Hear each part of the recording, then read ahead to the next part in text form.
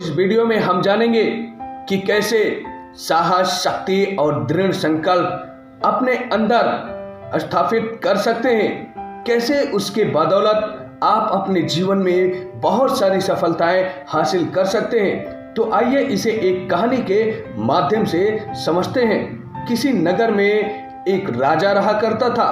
वह शक्तिशाली और समृद्ध राज्य था। वह राज्य पहाड़ों से घिरा हुआ था।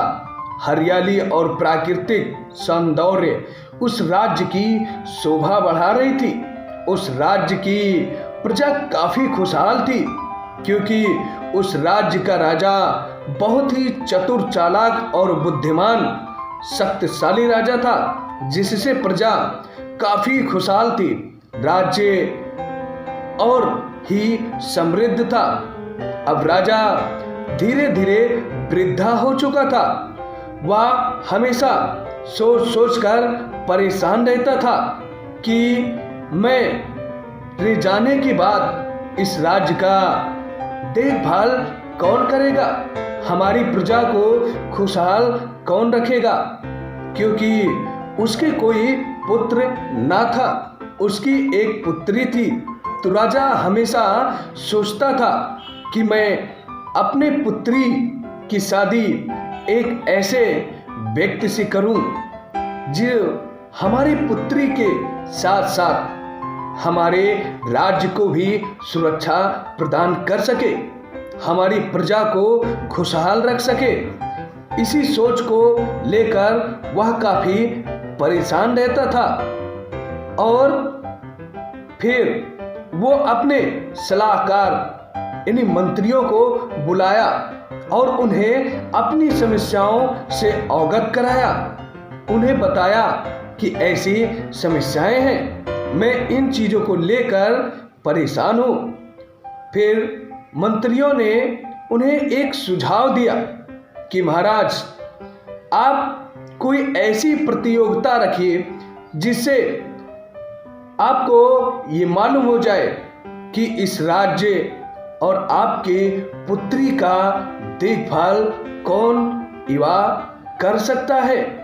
राजा उन प्रतियोगिता को सोचने लगा कि ऐसी कौन सी प्रतियोगिता रखी जाए जिससे बिना कुछ किए ही किसी एक ऐसे व्यक्ति की तलाश हो सके जो हमारे राज्य का देखभाल कर सके,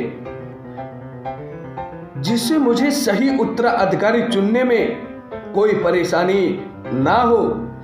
इतना कहकर मंत्री से राजा ने कहा, आप एक प्रतियोगिता का आयोजन कीजिए और पूरे राज्य में यह घोषणा करवा दीजिए कि जो भी युवा इस प्रतियोगिता को जीतेगा उसके साथ राजकुमारी का विवाह होगा और उसे इस राज्य का राजा घोषित कर दिया जाएगा। मंत्रीगण यह सूचना अपने राज्य में घोषित करवा देते हैं। उसके बाद उस राज्य से बहुत सारे युवा प्रतियोगी वहां पर एकत्रित होते हैं जहां प्रतियोगिता होने वाली होती है। वहां पर दूर दूर से राजकुमार और युवा आते हैं, क्योंकि वहां राजकुमारी का सिर्फ विवाह ही नहीं, उस राज्य का राजा बनने का लोगों को मौका मिल रहा है कि वो अपनी प्रतिभा दिखाएं और उस राज्य का राजा भी बन सकते हैं, क्योंकि उनकी किस्मत पल भर में बदल सकती है। लोग अपना किस्मत आजमाने के लिए उस राज्य दरबार में आते हैं, पर लोगों को ये नहीं मालूम होता है कि क्या प्रतियोगिता रखी गई है।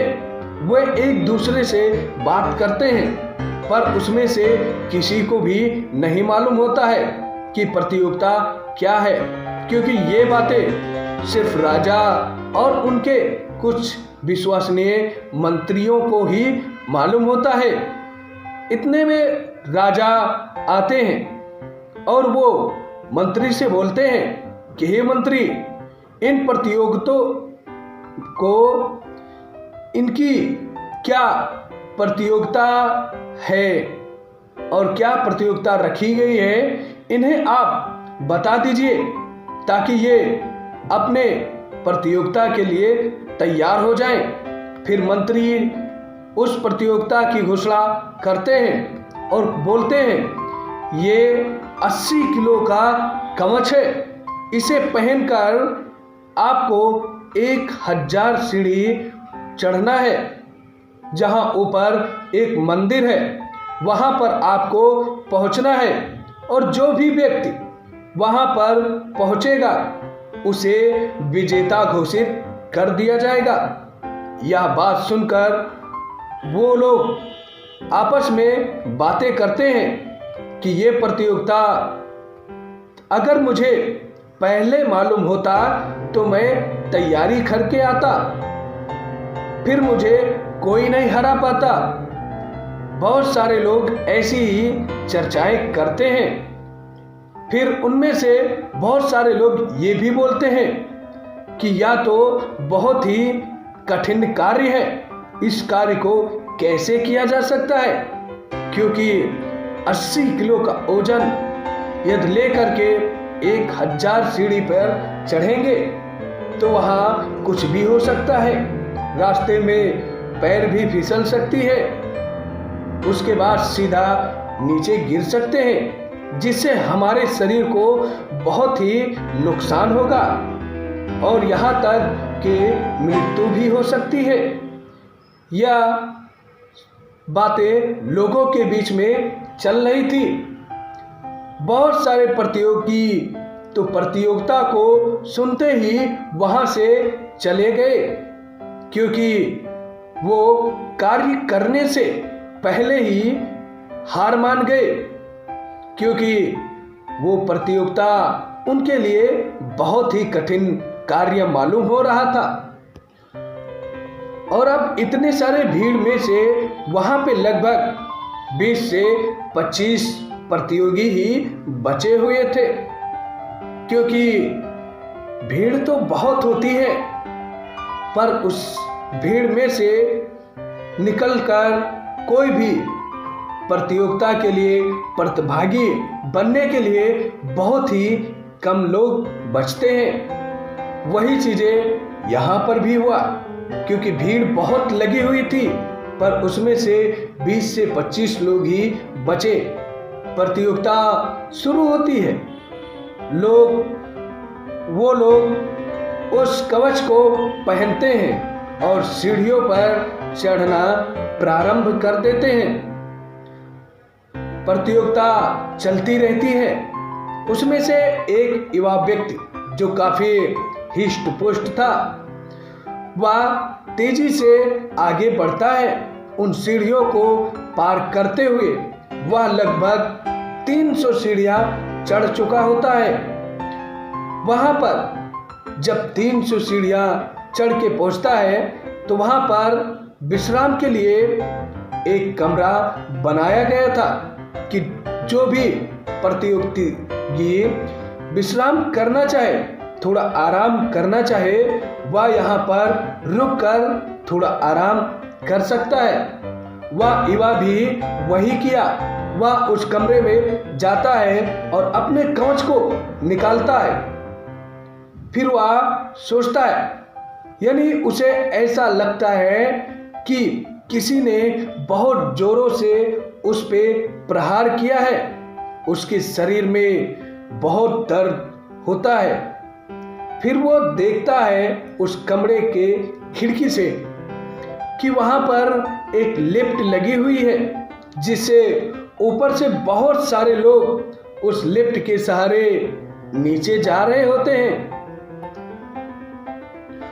फिर वह युवा सोचता है कि मेरा शरीर तो अभी से ही दर्द होने लगा, ऐसा लगता है किसी ने जोरों से मुझ पे प्रहार किया है। फिर मैं आगे कैसे जा सकता हूँ? कहीं सीढ़ियाँ चढ़ते समय मेरा पैर न फिसल जाए और मैं नीचे गिर जाऊँ, इससे हमारी मृत्यु हो सकती है या हमारा हाथ पैर टूट सकता है।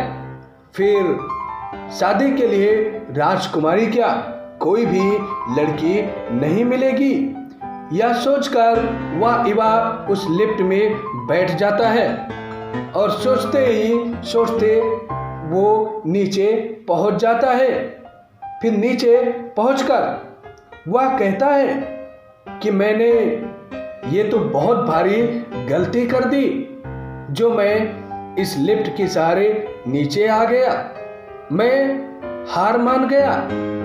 मैं इस प्रतियोगिता को जीत सकता था क्योंकि मैं सबसे आगे था। हमारे आसपास भी कोई नहीं था। मैं उन प्रतिभागियों में से सबसे आगे था। मैं इसे जरूर जीत सकता था, पर वो अपने आप को हार मानकर वहां से चला गया।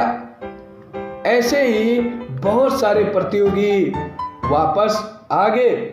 सबसे पूछा गया कि आप वापस क्यों आ गए। सभी ने कुछ ना कुछ बहाने बनाए और यही कहे कि अगर वहां से हमारा पैर फिसल जाता तो वहां से गिरकर हमारी मृत्यु भी हो सकती थी या हमारे शरीर की कुछ हड्डियां टूट जाती, जिससे मुझे राजकुमारी क्या कोई भी लड़की शादी के लिए नहीं मिलती। और वह लोग वहां से अपने घर जा चुके थे। अब उन प्रतियोगियों में से सिर्फ 2 ही प्रतियोगी बने रहे। वो 2 प्रतियोगी आगे बढ़ते चले जाते हैं। वो भी लगभग 500 सीढ़ियां तक चढ़ जाते हैं। फिर वो सोचते हैं कि आज मैं 2 प्रतियोगी सिर्फ बचा हूं और इन दोनों में से कोई ना कोई इस प्रतियोगिता को जरूर जीतेगा, जिसकी शादी राजकुमारी से होगी और वह इस राज्य का राजा बनेगा।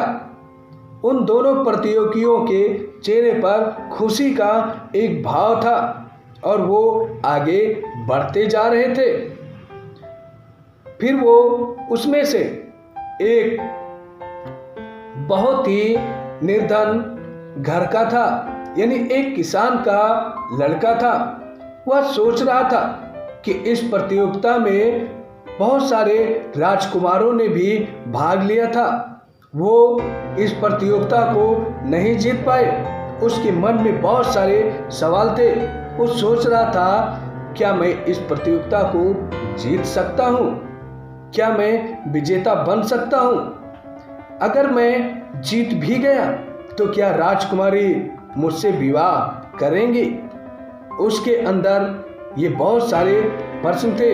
फिर सोचता, चलो आगे बढ़ते हैं और सीढ़ियां पार करते हैं, क्योंकि हम दोनों में से कोई ना कोई विजेता अवश्य ही बनेगा। और दूसरा जो प्रतियोगी था वो भी काफी हिष्ट पुष्ट था। वो सोचा कि अब केवल 2 ही लोग बचे हैं, क्यों ना अब हम तेजी से आगे बढ़ें और मैं इस व्यक्ति से पहले पहुंच जाऊं। फिर वह तेजी से उन सीढ़ियों पर चढ़ने लगता है। अभी उसने कुछ ही सीढ़ियां पर चढ़ा था, जिससे उसके पैर में काफी दर्द होने लगा। वह अपने पैर को पकड़कर बैठ गया। अब उसे आगे नहीं बढ़ा जा रहा था। वो एक सीढ़ियां भी अब आगे नहीं चढ़ पा रहा था, क्योंकि उसके पैर में मोच आ गया था ज्यादा तेजी चलने के कारण। फिर वो चलता है, लेकिन वह लड़खड़ाकर गिर जाता है और वहां से वो सीधे नीचे पहुंचता है। उसे देखकर राजा कहते हैं कि या तो काफी हताहत हो चुका है, मंत्री इसे दवाखाना में पहुंचाया जाए। और मंत्री उसे दवाखाना में पहुंचा देते हैं। अब वहां पर सिर्फ एक ही प्रतियोगी बचता है। वह किसान का लड़का, वह निरंतर यही सोचता रहता है कि क्या आज मैं इस प्रतियोगिता को जीत जाऊंगा तो मैं इस राज्य का राजा बनूंगा और राजकुमारी से शादी करूंगा, मेरी किस्मत भी बदल जाएंगे, हमारी ख्वाहिशें भी पूरी हो जाएगी। वो एक एक करके सीढ़ियों को चढ़ता जाता है। जब उसने 600 सीढ़ियां चढ़ गई, जैसे ही उसके बाद जो 400 सीढ़ियां बची हुई थी, जब वो उन 400 सीढ़ियों पर चढ़ने लगता है, यानी जो बची हुई सीढ़ियां रहती है, तो उसे ऐसा आभास होता है कि उसका भार धीरे धीरे कम होने लगा है। फिर वो आश्चर्य में पड़ जाता है और सोचने लगता है कि ऐसा क्यों हो रहा है। अब वो आगे बढ़ता रहता है और उसके जो शरीर में कवच रहता है, उसका भार धीरे धीरे धीरे धीरे हल्का होता जाता है और वह 1000 सीढ़ियों पर पहुंच जाता है और उसे राजा विजेता घोषित कर देते हैं, क्योंकि उसने उस प्रतियोगिता को अकेले ही जीता। तो वह उसके मन में बहुत ही सवाल जगते हैं। फिर वो डरते हुए राजा से पूछता है कि महाराज, मैं इस प्रतियोगिता को जीत तो गया, पर मैं एक सवाल पूछना चाहता हूँ। हमारे मन में कुछ पूछने की इच्छा है, क्या मैं आपसे पूछ सकता हूँ? तो वो राजा ने कहा, अवश्य पूछिए। उस व्यक्ति ने कहा, महाराज, जब मैं 600 सीढ़ियां चढ़ गया, उसके बाद में जैसे ही मैं आगे बढ़ता गया, फिर ये कवच का भार हल्का क्यों होता गया, यानी जो भार था वो कम होता गया। फिर राजा मुस्कुराते हैं और कहते हैं, मैं यहाँ 1000 सीढ़ी पर एक बहुत बड़ा चुंबक लगाकर रखा हुआ था। जो आप 400 सीढ़ियां बची हुई थी, आप जैसे जैसे उसके करीब आते गए, वह चुंबक उस वस्तु को अपनी ओर खींच रहा था, जिससे आपको लग रहा था कि भार हल्का हो गया। फिर उस व्यक्ति ने कहा, राजा, ये ऐसा क्यों है? आपने चुंबक क्यों लगा करके रखा? मैं समझा नहीं। मैं इसे जानना चाहता हूं कि ऐसा आपने क्यों किया। राजा ने कहा, यह बात तो मुझे भी नहीं पता है कि यहाँ पर चुंबक क्यों लगाया गया था। ये बात तो आपको हमारे गुरु ही बता सकते हैं, क्योंकि ये चीजें हमारे गुरुदेव को ही पता है कि यहाँ पर चुंबक क्यों रखा गया था और क्यों लगाया गया था। फिर वो उस व्यक्ति को लेकर अपने गुरु के पास पहुंचते हैं और उन्हें प्रणाम करते हैं। बोलते हैं कि हे गुरुदेव, यह व्यक्ति इस प्रतियोगिता को जीता है और ये आपसे कुछ प्रश्न पूछना चाहता है, कुछ प्रश्नों का उत्तर चाहता है और कहता है कि जो आपने चुंबक लगवाया था 1000 सीढ़ी पर, वो क्यों लगवाया था। यह बात सुनकर वो गुरुदेव मुस्कुराते हैं और कहते हैं कि जो एक सीढ़ी से 600 सीढ़ी तक थी, उनमें आपके साहस और शक्ति की परीक्षा थी कि आपके अंदर कितनी साहस है और कितनी ताकत, कितनी शक्ति है, जो आपने पूरी साहस और शक्ति के साथ 600 सीढ़ियां तक पहुंचे। फिर उसके बाद आपकी शुरुआत होती है दृढ़ संकल्प की, कि आपके अंदर जो दृढ़ संकल्प है वो कितना मजबूत है, कितनी दृढ़ है। इसलिए वह चुंबक लगाया गया था कि जैसे जैसे आप आगे बढ़ते जाएंगे उस कवच का भार कम होता जाएगा, क्योंकि आप सफलता के करीब पहुंचते जाते हैं। क्योंकि बहुत सारे लोग होते हैं, क्योंकि सफलता उन्हें मिलने वाली ही होती है कुछ पलों में या कुछ ही दूरियों पर, फिर वो उसे क्विट कर देते हैं, उसे छोड़कर वापस आ जाते हैं, जैसे बहुत सारे प्रतियोगियों ने किया। तो वहां पर आपकी दृढ़ संकल्प की परीक्षा थी और आपने तीनों चीजें ही पास किया है। यानी ताकत आपके अंदर कितनी थी, साहस और दृढ़ संकल्प, इन तीनों चीजों को आपने पास किया है। और वो गुरुदेव कहते हैं कि हे राजन, आप राजकुमारी का विवाह इस लड़के से कर दीजिए। इसके अंदर वो तीनों चीजें हैं जो एक राजा के अंदर होना चाहिए: साहस, दृढ़ संकल्प और शक्ति, कि जिससे वो अपने प्रजा को काफी खुशहाल रख सके। दोस्तों, इस स्टोरी से आपने क्या चीजें समझा है, कमेंट करके आप जरूर बताइएगा, क्योंकि यही प्रक्रियाएं हमारे और आपके जीवन में भी लागू होता है कि आपके अंदर कितनी साहस है, कितनी शक्ति है और कितना दृढ़ संकल्प है अपने लक्ष्य को लेकर के। क्या आप अपने लक्ष्य को लेकर के उतना ही दृढ़ संकल्प रखते हैं, उतना ही ध्यान केंद्रित करते हैं जितना बड़ा आप ख्वाब देख रहे हैं? क्या उसके लिए आप कार्य कर रहे हैं? यदि ऐसा नहीं है तो शुरू कर दीजिए। तो दोस्तों, वीडियो अच्छा लगा हो तो आप लाइक कीजिएगा और ऐसे बहुत सारे वीडियो देखने के लिए आप हमारे चैनल को सब्सक्राइब कीजिएगा और बेल आइकन दबाना मत भूलिएगा।